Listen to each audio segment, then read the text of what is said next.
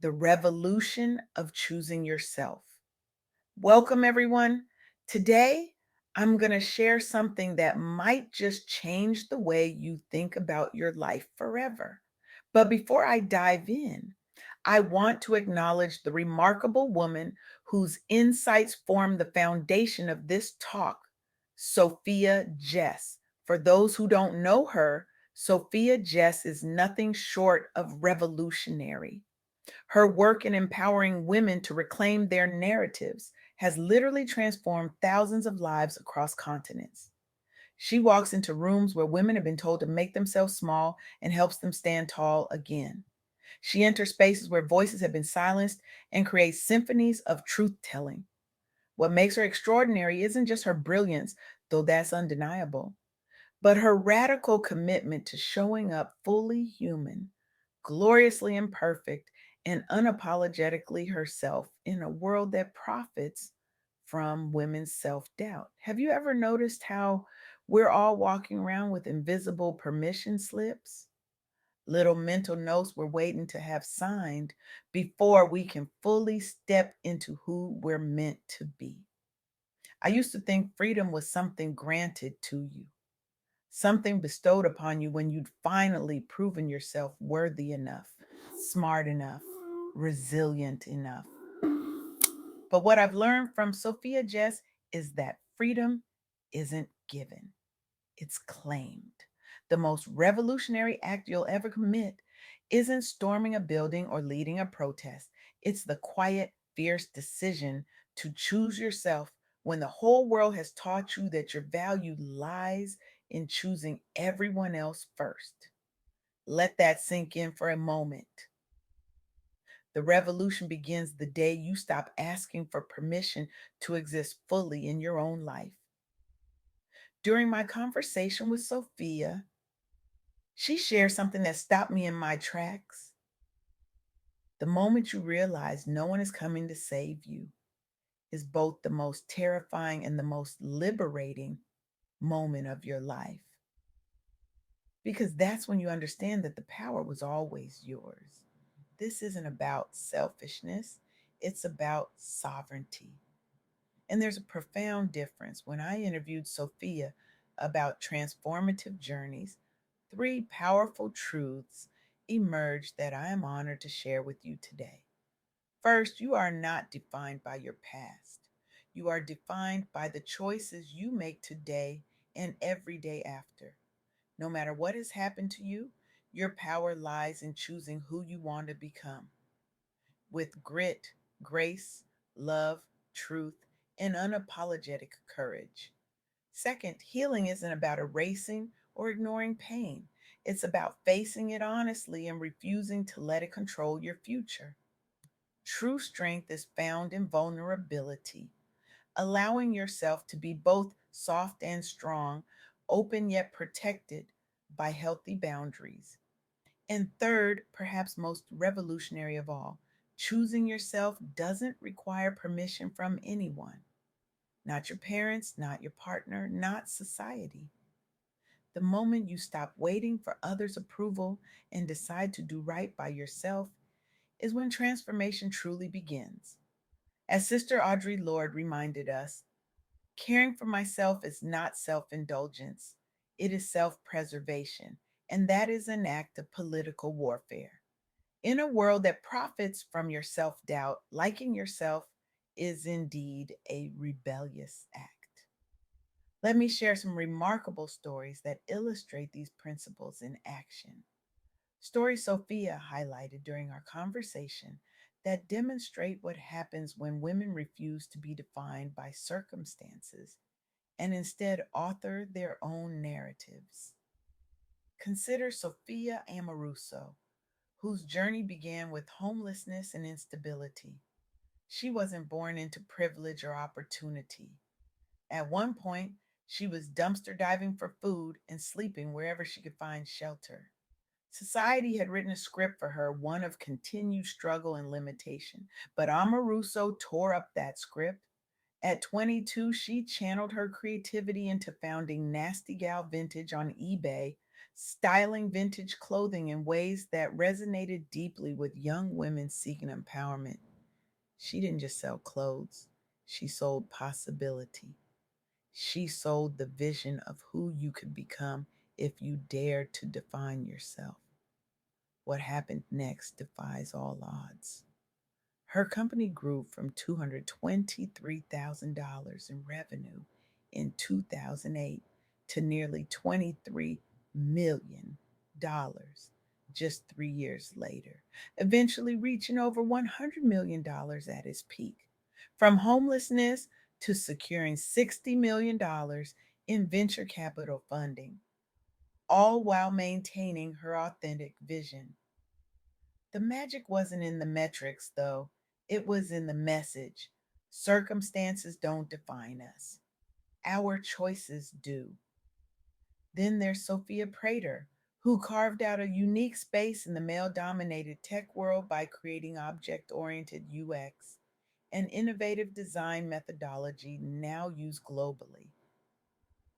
Prater entered tech without traditional credentials or connections. She faced the double challenge of being a woman in tech and advocating for new ideas within established organizations like Facebook, Google, and Uber. What did she do? She developed OUX based on her lived experience solving complex problems for clients who needed clarity amid chaos, turning personal challenges into professional strengths. Today, she teaches at global conferences, and her UX certification program empowers designers worldwide. But what's most remarkable about Prater's story isn't just her professional success, it's how she built credibility, not just through expertise, but through openness about her mistakes along the way.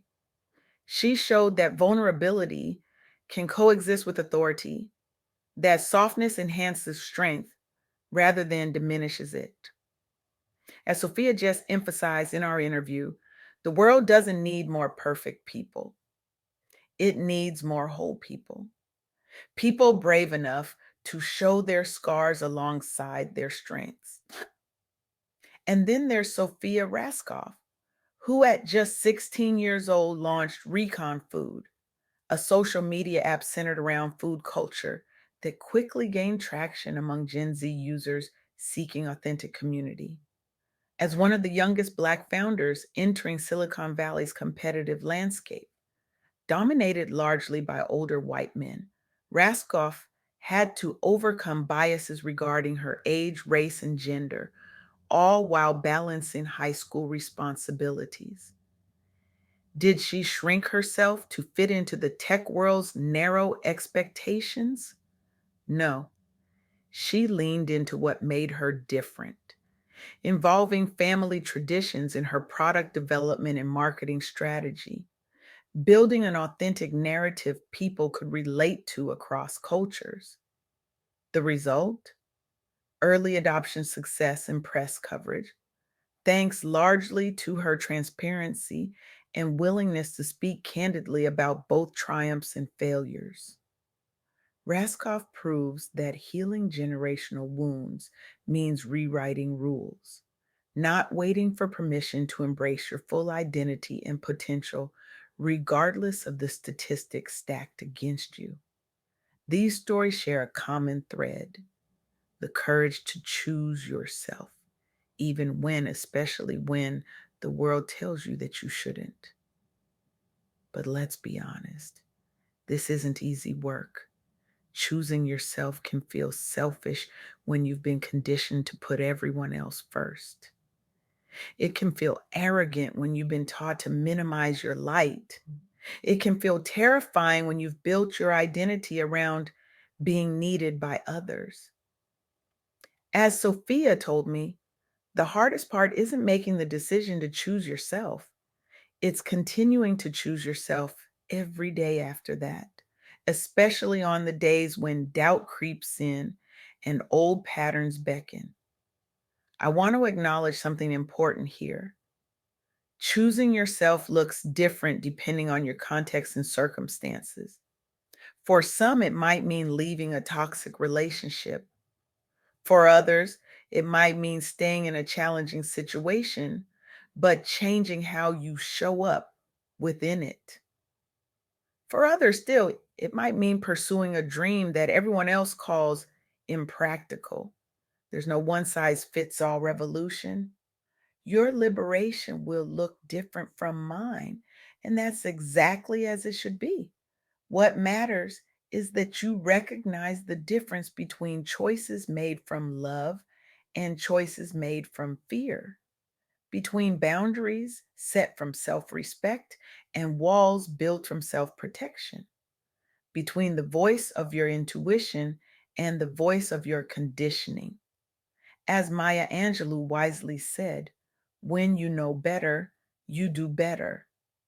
And now you know you have always been worthy of choosing yourself. So, what does this mean for you right now, today? After our conversation, Sophia offered this actionable takeaway.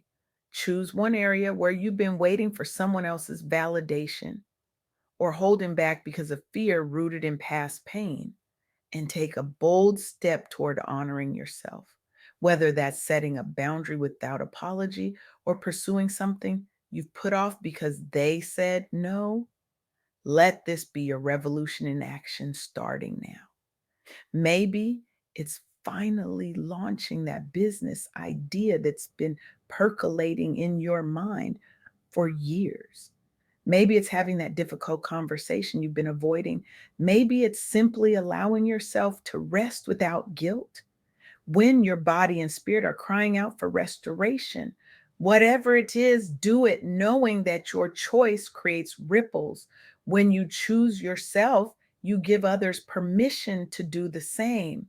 Your liberation becomes a blueprint for someone else's freedom. I'm reminded of Marianne Williamson's powerful words. As we let our own light shine, we unconsciously give other people permission to do the same. As we are liberated from our own fear, our presence automatically liberates others. This is why choosing yourself isn't selfish, it's revolutionary. It's not just about you, it's about all of us. It's about creating a world where authenticity is valued over performance, where wholeness is celebrated over perfection, where boundaries are respected as expressions of self love. So I challenge you today. Walk out of here and do something radical. Choose yourself in a way that scares you a little. Say no to something that drains you. Say yes to something that lights you up. Set a boundary that feels uncomfortable but necessary. Speak a truth you've been swallowing. And when the doubt creeps in, because it will, remember this: every revolution in history began with a single courageous choice. The personal is political, the individual is universal. Your choice to honor yourself isn't just changing your life, it's changing the world. The permission slip you've been waiting for, it's already in your hands. It always was. So write your name on it in permanent ink, in your boldest handwriting, because the revolution of choosing yourself isn't coming. It's already here, and it begins with you.